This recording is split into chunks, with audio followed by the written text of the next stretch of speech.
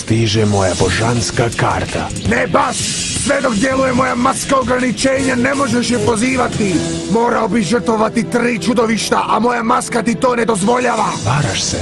Tvoja me maska samo sprečava da žrtvujem vlastita čudovišta. Ali ja upravo namjeravam žrtvovati tvoja čudovišta, Loomis, s ovom kartom. Aktiviram čarobnu kartu prijenosnika, koja mi omogućuje da žrtvujem tvoja 3 radnika. Nemoj im to dopustiti. Učini nešto, Loomis. Gotovi smo! Ako Kaiba pozova Obeliska mučitelja, nemamo šanse pobijediti. Moramo ga spriječiti ili će Marik podivljati.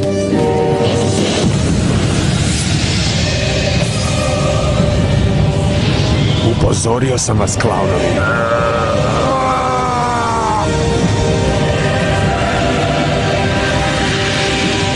Ovo vam je za mojeg malog brata. Cijeli ovaj dvoboj meljete osvajanju moje božanske karte. Sada je vrijeme da osjetite njezinu moć.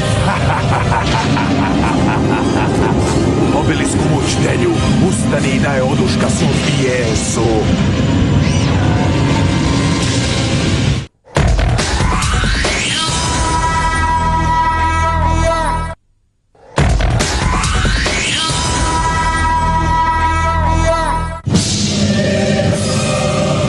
Da se osvetim što ste oteli Mokubu. Pripremite se za silu s kakvom se još nikada niste susreli.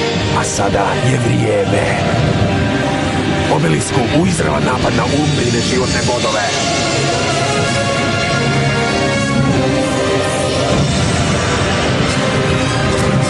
O, Umbra, ne!